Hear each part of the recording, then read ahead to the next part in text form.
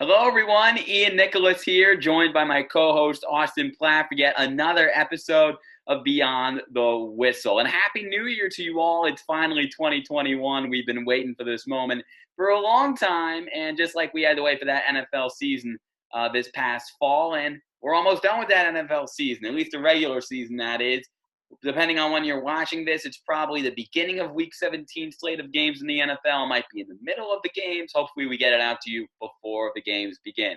But we're here to recap Week 16 of NFL action, talking about playoff implications in this final week of games, as well as all the highlights and lowlights of Week 16. Austin, we're going to kick it to you here first in what was potentially the NFL's game of the year this past Saturday. The Miami Dolphins escaping the Las Vegas Raiders' brand new stadium with a win, 26-25 off a field goal with just a second left in the game with Jason Sanders. He's been phenomenal this year for them as a kicker. Miami now 10-5. They look well positioned to make the playoffs. Only need one more win to do so up against Buffalo this week. And the Raiders, they look as bad as ever. After a 6-3 start, they're now 7-8. Austin, tell us what went wrong here. Well, the defense for the Raiders has just been a disaster the whole time, this whole year. The whole Khalil Mack trade a couple of years ago is really backfiring on them. No one really won that trade, and now we can see why the Raiders are really missing him. And for John Gruden and the Raiders, I mean, the look of him wearing the Oakland Raiders hat a couple of years ago basically explains everything you need to know about the Las Vegas Raiders right now. It's not going right. Their offense is okay. It's mediocre. Josh Jacobs is their star running back. He's only had a couple of 100-yard games on the run. Not much. Derek Carr can, pad the stat sheet because that defense is so bad. They give up points left and right that they're on the field, the offense, almost all the time because the defense just can't get a stop. But for the Dolphins, the team that's actually going to potentially be in the playoffs, the team that really is the main focus here, we've seen the first signs of growing pains for Tua Tagovailoa. Only 94 yards and 1 TD versus one of the worst defenses in the NFL. And he was relieved by Ryan Fitzmagic with that unbelievable throw. As a face mask was being held, throws the ball down the field while he's practically looking the other way. It's great for them to have a proven veteran to help out Tua, the rookie, who's been very good this year, but we've seen that he's not perfect, and he is human after all. Myles Gaskin, what a huge game for him off the IR, 87 yards rushing, another 82 in the air, 2 touchdowns for him. Miami's put themselves in a position of the number 5 seed right now. Still haven't clinched a playoff berth. The AFC playoff picture is so crazy. But I like where Miami's at right now. Brian Flores, that defense has held up, and they got to win against Derek Carr and the Raiders in that crazy ending of a great Saturday game. It was definitely a great thing to see Saturday football. Usually not the most exciting thing in the world, but this was definitely something that people wanted to stay up and watch. And as you mentioned, with the extra playoff spot this year in the NFL, those wild card races are getting crazier and crazier as we hit the final week of the season. John Gruden, I don't know if he's a good coach anymore. And really, I don't think that's bold of a claim to make. Yes, he won a Super Bowl, but he won that Super Bowl with Tampa Bay before Austin and I were even born in the early stages of 2003. This is kind of crazy that he got a 10-year, $100 million deal after coming out of the Monday Night Football booth for ESPN, and he has looked god-awful these last 2 seasons in particular with the Oakland and now the Las Vegas Raiders. He's gone 18-29 over 3 years, and each of the last 2 years, they've had great starts, and we've praised him for making slightly average teams above average at the start of seasons. But as we saw this year, 6-3 start, the Raiders did an excellent job in the red zone and an excellent job feeding that man, Josh Jacobs, as you mentioned. And that was the winning formula. Keep this bad defense off the field and ride Derek Carr and Josh Jacobs and his ability on the ground. And now we find another late season collapse just like last year. Now they're 7-8, and they've won games that they should have lost, and they've lost games that they should have won. They should have lost that Jets game. They should have lost the first Chargers game they played. I mean, did you see the second game they played in primetime against the Chargers? That was horrendous. They got shellacked by the Falcons by 37 points.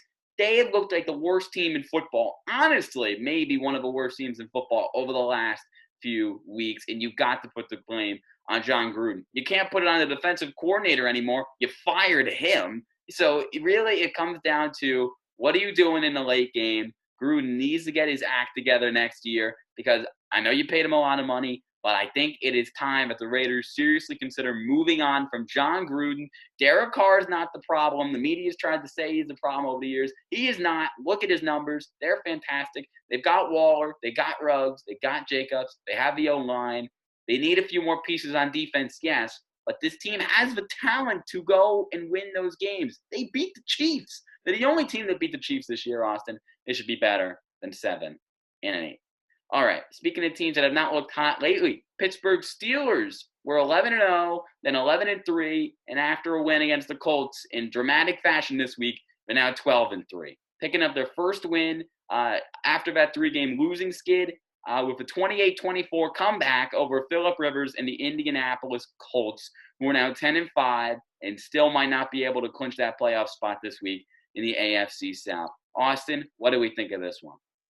This is a huge win for the Steelers. They needed some motivation to go into a game and really a must-win game. I said, they'll beat the Bengals on Monday Night Football. Yeah, I didn't realize that the defense for the Bengals would step up for once and actually win them a game. And the Steelers, they needed to get a huge win, and they got one. And it was led by Ben Roethlisberger. We've had question marks. Everyone has all year after coming back from that injury. 342 yards, 3 touchdowns. The Steelers have the best receiving core in the NFL. I don't think that's much of a bold statement. Juju, whether he's TikToking on the opponent's, logo or not, he's still great. Deontay Johnson, Chase Claypool, Eric Ebron, and James Conner can catch balls at in receiving yards and great screen passes as well. So they have the guys to offensively win games, and they have a very, very good offense, even if Big Ben is not 100% healthy or not. The Colts, on the other hand, way too inconsistent to make a deep playoff run. They're kind of the same as the LA Rams in the NFC. They've only beaten 2 quality teams. They beat the Titans once, and they got shellacked the other time. And then they beat the Packers. And the only other team that might make the playoffs is the Bears. The only other team they beat. They're in a not really a great division. The Texans and the Jaguars completely stink. They don't have enough. Phillip Rivers is not the same guy as Ben Roethlisberger. Both older guys who can't move all that well. They don't have the same weapons, certainly. T.Y. Hilton's been up and down all year, and that's really the only main guy they have on offense. The defense is great, folks. People said they're a tough out in the playoffs. I don't know how that offense is good enough to win them games. Yeah, it's been a shaky offense all year, and the reemergence of T.Y. Hilton as of late has definitely helped to cover up some of those blemishes. Also, Michael Pittman's been good, and Jonathan Taylor has really been running the rock fantastically. He had 2 touchdowns in this game and almost 80 yards rushing. He looks like a star. We all knew that, though, coming out of Wisconsin. I don't believe Pittsburgh is really primed to make a deep playoff run, even after this win. They should not have won this game, and they're lucky that Indianapolis's phenomenal defense, which has been keeping their inconsistent team afloat all year long, that phenomenal defense. I don't believe that, this one fluke game from the Colts really does anything for Pittsburgh and where they stand at the end of the season. And even if they beat Cleveland next week or this week, whenever you watch it, I still don't think it matters. I think they're the least threatening 13-3 potentially football team to ever come into the NFL playoffs. Cleveland this week is going to get COVIDed, which means they're going to be without a ton of their really solid players, and they haven't been in a practice facility pretty much all week. Does this remind you of a certain game? The Ravens game a few weeks ago when Steelers played horribly, yet still won because they're just more talented than other teams. And RG3 and Trace McSorley are not the answer. And Baker Mayfield throwing the guys on the practice squad this week is also not the answer. So hopefully he gets his weapons back in time. Anyway, getting back to my main point, which is I don't believe in Pittsburgh, even if they win the last game of the year and even after this Colts game, because they don't want to run the ball, and I don't understand why. Only 22 rushing yards in this game, and I know they trailed for a decent chunk of it, but 22 yards, you don't run for 22 yards because of the lack of effort. You run for 22 yards because you don't want to run the football. Big Ben is old and banged up, and I guess it's okay that he got a bye week this week, but are we saying that this game is the cure-all for this whole Steelers team? They gave up more yards than they earned in this game. The Colts had more yards, and they had more yards on the ground. They crushed them on the ground in this game, Indianapolis did. The front seven for Pittsburgh still looks leaky. The offense, yes, the receiving core is great offense. It's going to be great for years, but I don't trust Big Ben Roethlisberger one bit to push the ball down the field. Even after this game, even after he had some good throws. Yeah, he'll have some time off. But you're telling me a few weeks from now against a really good pass defense, he can repeat this performance after screwing up against the Bengals? I don't trust him, but we'll see. Pittsburgh has the talent, but they're banged up on both sides of the ball. And as you mentioned, Juju's been doing too much dancing. Speaking of teams that should be doing some dancing, Seattle clinched up the NFC West after a really solid 20-9 win up against the Los Angeles Rams. Seattle is now 11-4, and they still have a chance to win the number one seed in the NFC this week if a lot of things go their way. But they're the top team in the NFC West, and they fended off the Rams, who really look bad right now, losing to the Jets, and now really putting up minimal effort, really not giving Seattle much of a contest. Austin, I'll go to you here. You have no faith in the Rams. Tell us why you don't have any of that faith anymore. Well, it all starts with the quarterback, and whether Jared Goff is healthy or not for the playoffs. Right now, he's got a fractured thumb. He had to practically pop it back into place in that last game. They're not there. The Rams are. Their offense is up and down. And granted, the Seahawks had a great game defensively, and they showed why they're a Super Bowl contender. But they have an older defense. They can't really defend all that well. The offense they're up and down games. They're so inconsistent, this Rams team is. You know, they nearly lost our Giants earlier this year when we thought that game would be a blowout. They're just too inconsistent. I don't know if that's coaching. Sean McVay, I don't know if he doesn't prepare the guys well enough week in and week out. But we've seen that a couple years ago when, you know, they go out in the first round and then, they make a Super Bowl run suddenly. Too inconsistent. I've given up. I thought the Rams would actually be the most well-rounded team in the NFC to really make a run at the Packers and try and get to the Super Bowl. No, I'm sorry. I'd be surprised if they win a game. They still haven't even clinched a playoff berth. They got to play the Cardinals, who are going to be way more motivated, I think, than they are, because right now the Cardinals are on the outside looking in. It's too tough. The Rams have to beat the Cardinals, which really shouldn't be that hard, but the way the Rams are playing, I don't trust them at all. I do trust Sean McVay still, but over these last 2 years, he's not giving me much to prove my point. Last year, they looked solid through the first 12 weeks, and then they collapsed over the final quarter of the season. And that's exactly what we are seeing this time around. They have the talent to beat teams, but Jared Goff, it really all comes down to how well he plays. And now he's not going to play in their big make-it-or-break-it game this week up against the Arizona Cardinals. They're going to be starting John Wofford, who is a former Wake Forest guy, played for the Hot Shots of the AAF, and no one really knows what he can do outside of he's a little bit fast, but we don't know what he can do down the field. The Rams, I have no faith in them, but a team I do have faith in is Seattle. And I know a 20-9 final score is not the sexiest thing in the world, but Seattle is winning football games now as a team. First half of the season, we knew it wasn't sustainable because Russell Wilson was throwing his arm out, making beautiful throws down the field to Tyler Lockett and DK Metcalf, and he was putting this team on his back every week. Seattle needed to score at least 30 to 35 points every game to have a shot in games.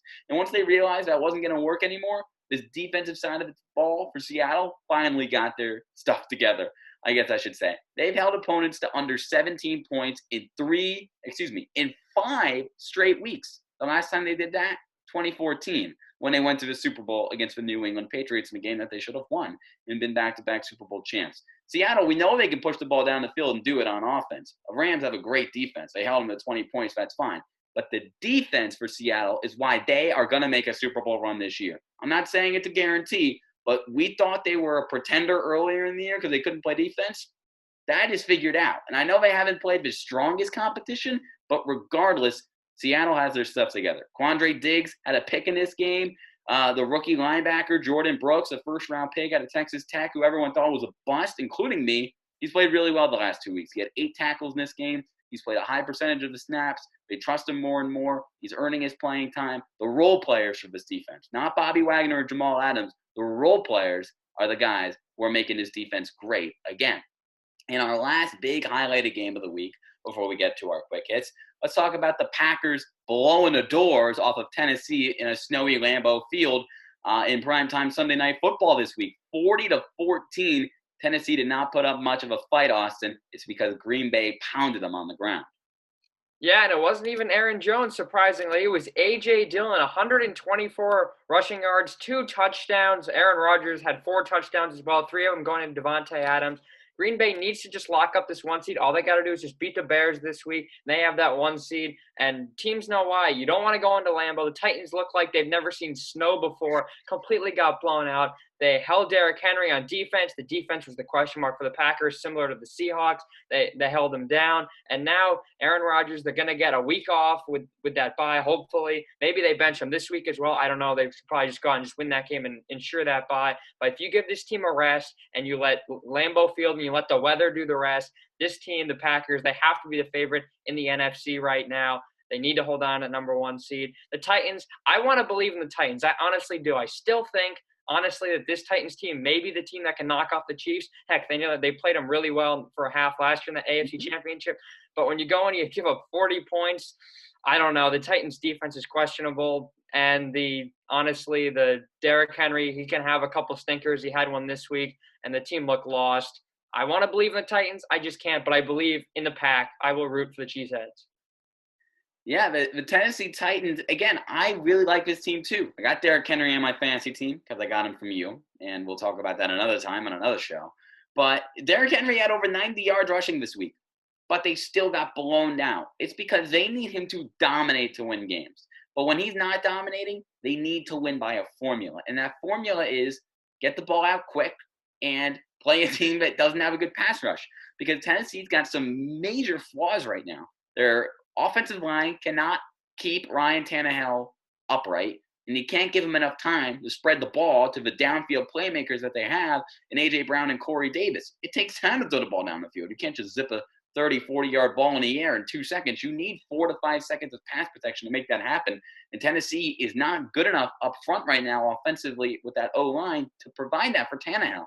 And that's why they go to the ground game so much. And defensively, this is Mike Vrabel's responsibility. He is a former defensive coordinator of the Houston Texans. He's a defensive-minded coach. I know he is a great motivator too, but he needs his 10-5 football team to play better defense. They got shellacked by Aaron Rodgers. We're using that word a lot today. Aaron Rodgers is the MVP, moving to the Packers now. 4 touchdowns, 1 pick. He's your MVP because Patrick Mahomes is sitting out this week, and I will say it right now, he's winning the award. I think it would be an awesome storyline for Rodgers to have his successor drafted this year and for him to absolutely dominate and put up numbers that he's never put up before. Or, when he does put up those numbers in the past, he's won an MVP. 70% completion rate, 4,000 yards, 44 to 5 touchdown to interception ratio, 119 passer rating. Austin, that looks like an MVP to me. And then Devontae Adams is the best receiver in the NFL. I don't want to hear DeAndre Hopkins fans anymore. This man makes people look silly. 3 touchdowns. You look at his numbers over the last 16 games, he looks like he's the next coming of Jerry Rice. He runs routes that will put anybody out of their shoes. He's the best red zone threat in the game today. I don't care who's throwing him the football. You cannot guard Devontae Adams, and that's too much from me. So, as you saw, prime time was not too fun to watch because the Packers just ran all over Tennessee, and they look like they have a lot of problems to deal with late in the year. Tennessee, that is. Let's go to our quick hits. We talked about the Browns a little bit earlier. And they couldn't beat the Jets. The Jets look like the best team in football the last 2 weeks, really. They beat the Rams, and then they beat the Browns. And it was 23-16. Austin, how much does this loss mean for Cleveland? For Cleveland, man, I don't know, because they had that really great game against the Ravens, which personally I thought was a bigger game for them just to prove themselves against a really quality team. And now it looks like no one wants to play the Ravens, and that's understandable because they probably are the second best team behind the Chiefs. Anyways, we're not talking about the Ravens. We're talking about the Browns. And this team reminds me of that 0-16 team a couple years ago. Sure, they had COVID. They had a bunch of issues. They had only one guy on the squad. They had to bring up several guys off the practice squad. But when your guy, Baker Mayfield, your supposed franchise quarterback, fumbles in the last 2 drives, and you can't beat the New York Jets, even if the Jets are trying to win or lose, doesn't matter. That's embarrassing. The Jets ran with a couple of trick plays, that Jamison Crowder throw to Braxton Berrios. The Browns, I don't even know anymore. That defense was okay, but then yet again, you're going against the Jets offense, which isn't all that great. No. The Browns are frauds. The AFC North just might be frauds as well. You can put them in with the Steelers as well. Austin Hooper was the only main guy they had, and then the Jets held them to under 100 yards. The Browns. I think it's interesting because record-wise, the AFC North still looks legit. The Steelers could still get the 2 seed in the AFC with the win against Cleveland this week. Cleveland has 10 wins. Baltimore is right behind them. And if they make the playoffs again, you mentioned it, that's the team nobody wants to play because against our Giants this week, they look phenomenal once again. They just carved them up on the ground, and Lamar looked good in the pocket. But I don't know what they have in Baker Mayfield at this point. We finally saw a 4 to 5 week stretch where he looked like he was the guy. But then at the beginning of the year, he looked like this guy who the team needed to support him so much. And they needed to get so many turnovers on defense, and they needed to run the heck out of a football for him just to look decent for them to win games. Then he went God tier, and now he's back to this point where we're like, what do we have in Baker Mayfield? And I think you give him another year because obviously they're not going to draft a guy. You just drafted Baker Mayfield, and you're coming off your most successful season in the decade. But I don't know. Is he good enough to make the plays in the clutch time in the playoffs? I don't know. And he proved against a really not talented Jets team this week, he really has a problem making decisions late in games. So go Jets, have fun not having Trevor Lawrence, but the Browns, they're just tough to read right now, and it's an even tougher read to make when they have COVID problems. 49ers got a really inspiring win behind C.J. Beathard this week, winning, I don't know if it was their home game or not because 49ers are playing their home games in Arizona right now, but they beat the Cardinals 20-12, who are now looking on the outside in Arizona, that is. What did you think of this one, Austin? This is a big win for the 49ers, honestly. They've been banged up all year. It started with Bosa and then obviously quarterback Garoppolo, Mostert they've had out, Ayuk they've had out. It's been a disaster for the 49ers. This is a great win for them. I think if they can win, it probably won't be the Seahawks, but I think it's a good win for them. Obviously, they're not going to make the playoffs. They're not the same team that went to the Super Bowl last year. For the Arizona Cardinals, another up-and-down team. Can't trust them in the playoffs. Kyler Murray, sure, he can run the ball, 75 rushing yards. They still don't have a run game. Kenyon Drake has really been not doing much. Christian Kirk was solid, 7 receptions for 76 yards. D-Hop, 8 for 48. Just still, the defense for the 49ers, they're getting a couple guys back now. They're much better. The Cardinals, I don't know what to tell you. You got to find a way to sneak into the playoffs, which won't be easy. I don't know. The Cardinals are also a joke. I think so. This was such an overhyped team. Oh, Kyler Murray is going to be the second year guy that takes that jump. That's happened. But when you have DeAndre Hopkins and a solid receiving core, that's going to help you out a lot. When you have the legs to do it, that helps. Cardinals need to really show me something this week against the Rams and prove to me that this team can maybe win a game or two in the playoffs. I'm totally in agreement with you, Austin. Not really on anything you said about the 49ers-Cardinals game. I thought that all made sense. But the fact that Arizona was so hyped up before this year, it did not make any sense to me. People thought dark horse Super Bowl contender. Like, calm down. Kyler Murray should not have won Offensive Rookie of the Year last year. It should have been Josh Jacobs. I'll give him credit. Kyler Murray had a solid rookie year, but he wasn't anything outstanding. He ran the ball well, but he was average as a passer. He has a great arm, but he was average as a passer last year. This year, he took a little bit of a leap. He made a couple more really big plays, but he's still a slightly above-average passer who's potent as a rusher. And now with his injury this week, it's going to be tough for them to beat the Rams, even with the backup quarterback. But, yeah, they added DeAndre Hopkins, and they added Isaiah Simmons in the draft, but adding a rookie linebacker and a good receiver, give him credit. He's a top 2-3 receiver in this league.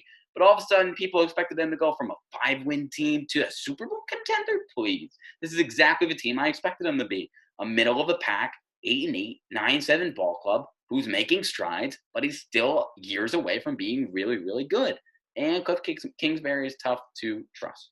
Speaking of teams that are not tough to trust, though, Kansas City got a crazy but a win nonetheless against the Atlanta Falcons, 17-14. Austin, they have the 1 seed, but are you concerned that they've been so sloppy these last 4 or 5 weeks? No. The Chiefs are by far and away the best team in football. There's not a question. They need a run game. However, Clyde Edwards-Helaire is out with that injury, and Le'Veon Bell hasn't shown me much. That was their problem last year. They didn't have much of a run game. Everyone said, oh, they added a running back. Now they're going to be unstoppable. Yeah, that hasn't necessarily been the case, but Patrick Mahomes has taken that step this year. He's proven that to me that he's by far the best quarterback in the league. Travis Kelce's the best tight end in the league. That's not a question anymore with George Kittle, who came back and, by the way, had a really nice game against the Cardinals. Give him credit for that. And the receiving core, Tyreek Hill is unstoppable. And that's really all you need to know. The Chiefs are by far and away the favorite in the AFC. They should be the favorite Super Bowl contender. They have the 1 seed now. They're probably going to rest everybody and get ready for whoever they play. The Falcons are still the Falcons, choking every game. Sure, they've been without Julio Jones for the last couple of weeks, but Matt Ryan's proven to me that as he gets older, he's still a quality quarterback. And their best player on their team, Younghoe Koo, missed a chip shot of a field goal to tie the game with under 30 seconds left after he's made like 22 straight. He's been unbelievable. That's been the Falcons' storyline this year. They have only 4 wins. They're going to get a top 5 pick. And this team, I think, might need to break it down because they still never figured it out after choking to Tom Brady. And by the way, they did that the week prior as well. So they need some help beating Tom Brady. Yeah, they need help beating anyone at this point. It's a shame. Matt Ryan has been a really good quarterback in this league for a long time, and he's played some of his best football of his career over these last few years following the Super Bowl loss, but they still just cannot find ways to win games. With Dan Quinn or without him, this team needs a rebuild, and I don't think Matt Ryan is part of that rebuild. I don't think Julio Jones is even part of that rebuild, but we'll see what the new Atlanta Falcons general manager, whoever that may be, what they think of Ryan and Julio Jones and what they want to do with that, because I look at that team and I don't really see a ton of pieces for the future. Yes, I see Calvin Ridley and I see Deion Jones and I see Keanu Neal, but outside of that, what else do you have? An O-line that might be okay in a few years? I don't know what you have in Atlanta that really says, yeah, a few more pieces away from contending. That is not what this team is right now. They're going to have a top 5 pick. You said it best. Speaking of guys who were projected to be top 5 picks but slid in the drafts, and probably for good reasons, Dwayne Haskins is no longer with the Washington football team. He probably had the worst week any human has ever had in the history of this planet. He is now without his job or his captainship. And Washington lost to the Carolina Panthers 20-13, and now could lose out on a playoff spot in the NFC East. All they have to do is beat Philly this week, but if they lose that game, they're kaputzi potentially. Actually, they are kaputzi. That's literally what they will be. Austin, you know Washington a lot better because you're a Giants fan just like I am. Tell me what the status of this team is right now. Should they be in panic mode heading into Week 17?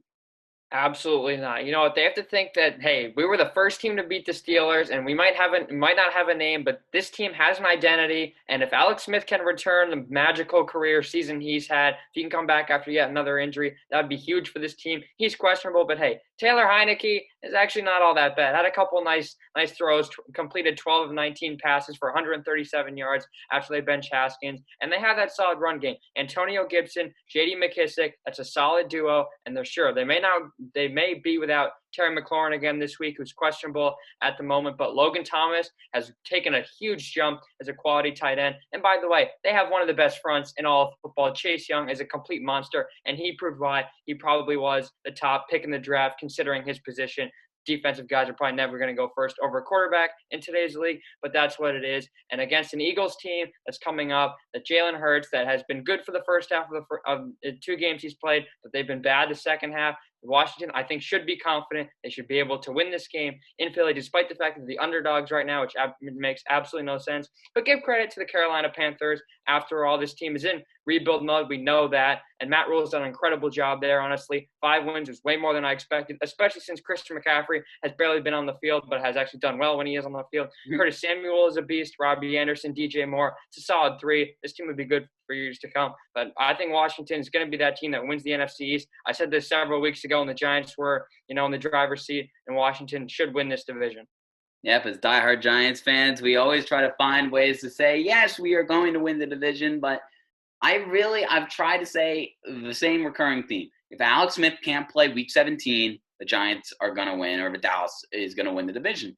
But then I started looking at it, and I said, how bad is Taylor Heineke? Or how good is Taylor Heineke? I don't really care the way you look at it. And he's really not that bad. He's thrown 2 touchdowns and 3 picks in his career. Yes, that's not spectacular. But his teammates believe in him. I saw a mic'd-up Chase Young believed in him. He made a lot of big-time throws. He was able to bounce around the pocket. He has an arm on him. I know he's an undrafted free agent quarterback who's bounced around the league, who was out of Old Dominion. And I don't have a lot of trust in him, but if I'm a Washington fan, I have faith because he looks to be good enough. You mentioned the defense is phenomenal, and that's all you need them to be. If the defense can stay phenomenal, they can run the ball. I don't know if Antonio Gibson's back playing, but if he is in Week 17, J.D. McKissick, hopefully you have Terry McLaurin, regardless of who's a quarterback. We know it's not Dwayne Haskins, and that was the problem. The teammates did not believe in him. They didn't step up when he was in the game, kind of like Carson Wentz. They didn't elevate their game with the Eagles when he was in the game. But when you have Hurts in there, you have Nick Foles in there, you have Joe Schmo in there, all of a sudden the Eagles are really a competitive football team. And I think it's going to be the same thing in Washington. I think these guys believe in him. I think they're hungry. I think they want to help Ron Rivera because it's been a tough-ass year for him. It's been a tough year for Alex Smith, too. They want to fight for these guys. I think they're going to beat Philadelphia in Week 17, and I think my Giants and I think the Dallas Cowboys will be on the outside looking in, regardless of who wins that 1 o'clock game on Sunday. So speaking of those games on Sunday, Austin, I'm going to give this assignment to you a little bit. And let's start with the AFC. What are the playoff scenarios for Week 17? What could go right? What could go wrong for these teams on the fringe of contention? This is going to be one of the craziest Week 17s we've seen in a while. And the funniest thing is, there's 7 playoff seeds now. 7 playoff teams. They expanded the playoffs, and it's still crazy. So get your pen and paper and get ready to write this down. So right now, the Chiefs are locked in at number 1. That we know, 14-1, unbelievable year from them. The Bills and the Steelers are 2-3 right now. The Bills have that tiebreaker because they beat the Steelers. The Bills win against the Dolphins Sunday. They get that 2. The Steelers are going to bench everyone anyways. So it looks like the Bills will be 2.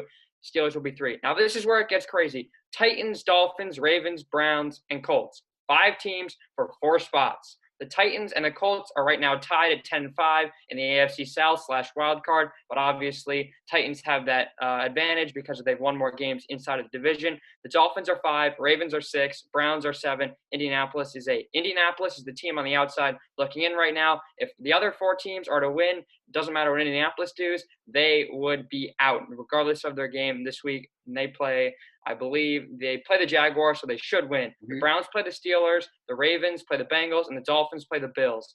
Any of those teams loses and the Colts win, they could move up. If the Colts win and the Titans lose, the Colts would jump up and they'd actually get that 4 spot, remarkably win the AFC South, and the Titans would drop out. That's unbelievable to think that all of this could happen. But it's 4 spots, 5 teams, 1 team will be out.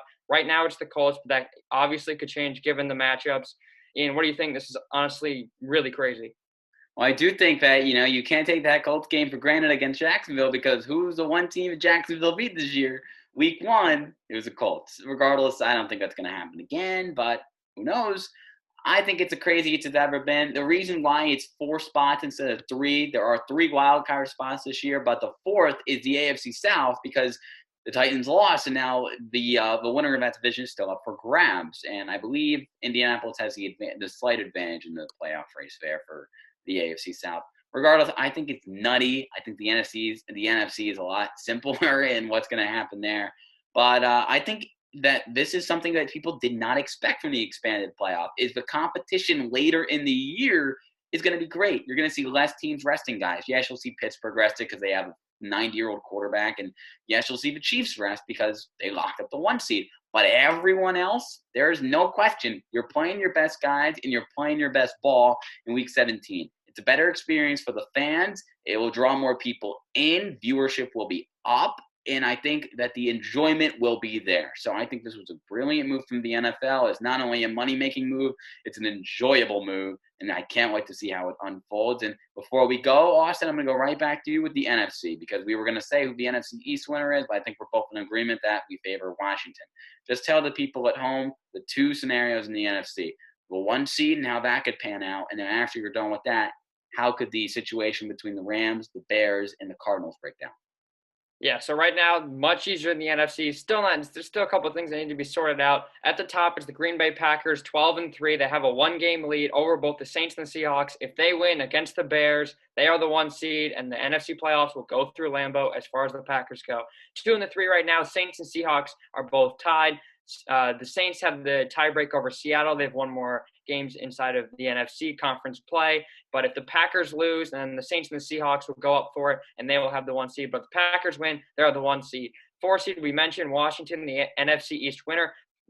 Cowboys and Giants, they play at 1 o'clock, the early game on Sunday. Winner of that will be rooting so hard for the Eagles that it will seem crazy, but that's how it is. Washington wins, of the NFC East champ. Buccaneers will slot in at the 5. That won't change. Actually, that could change if they lose and the Rams win because the Rams beat the Bucs. But the Rams, the Bears, and the Cardinals, 6, 7, and 8. Cardinals currently on the outside looking in. The Chicago Bears, despite their weird start, 5-1. They lose 6 in a row. They are 8-7 right now. They control their own destiny. If they beat the Packers on Sunday, then they will automatically be in. If the Cardinals can beat the Rams and the Packers win, then the Cardinals will be in. And the Rams are 9-6. If they can beat the Cardinals, they will be in. But if they lose and the Bears win, they're out. They go from 6 to 8. They'd automatically be out. But it's much, much easier. The Rams need to win. Washington needs to win. And the Bears need to win. If those three happen, then it's much, much easier. Now, Ian, I'm going to ask for your predictions now. In the NFC, we know we agree on Washington. Who's going to be that team that's left out of the NFC?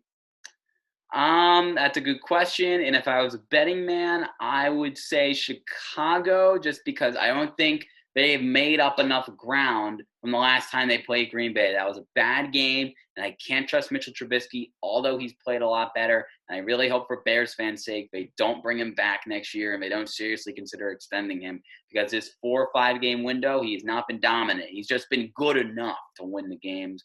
And I think that it's going to be the Bears, to be honest with you. What about you?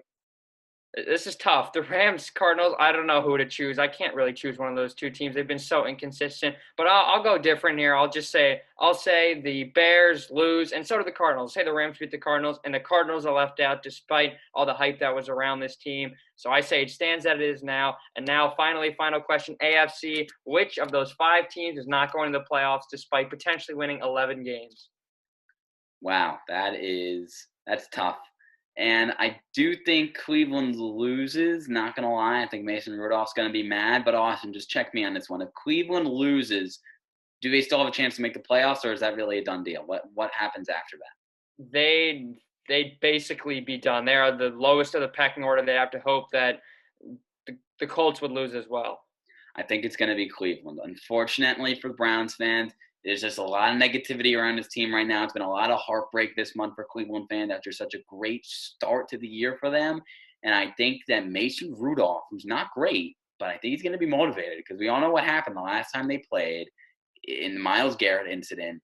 And it seems like Ben Roethlisberger is the only – actually, there are a couple starters who are out for Steelers because they're resting. But I do think that the COVID protocol is going to come and slap Cleveland right from behind. It's going to be a tough thing to deal with. It's really tough to win a game off of that. We saw Tennessee win some games earlier in the year off of it, but we also saw Baltimore struggle having to deal with it as well. So I think Cleveland's just in a really difficult spot right now. Austin, are you in agreement, or do you think it's another team that's left out? I'm going to say it crazy here, and I'm going to say the 5 seed, the Dolphins, are the ones that don't make the playoffs. They have the toughest opponent, in my opinion, in the Bills, who right now are not going to bench anybody, and I don't blame them because they're just on a roll so much. You got to keep that offense going, and honestly, I'd like to see them just lock up that 2 seed with a solid win against the Dolphins. The Ravens over the Bengals, not much of a question there. I don't think anyone's debating that. I think the Browns do actually beat the Steelers. I think Myles Garrett Mason Rudolph does not get his revenge on that Browns D, and I think the Browns come out and win. I think the Steelers are going to bench everybody. Honestly, I don't think – because there is a possibility that the Steelers and the Browns do match up in the following week in the playoffs in Pittsburgh. So I don't think the Steelers would want to show the Browns anything. You just take that week off. I think the team needs it. You've lost 3 of the last 4. And I think you give them that rest. I think the Colts beat the Jags as well. And the Miami Dolphins, believe it or not, they're going to have Tua start because Fitzmagic has COVID. I don't think they beat the Bills. I think the Dolphins fall out, which would stink because they've had such a great year. Miami is out of it. I think Tua is getting a little too much hate at this point. I hope he proves some people wrong, and I hope he takes down Josh Allen in Buffalo. But it's a monumental task. And it really does look like Miami, the overachievers, could really just be all that is. It could just be overachieving in the regular season and not making it to the postseason. A lot of news to unpack. A long episode of Beyond the Whistle is over. We'll see you after all the chaos ensues in Week 17 of the NFL. Austin Platt, my co-host, thank you so much for breaking down all of those scenarios and being with me. I'm Ian Nicholas. We'll see you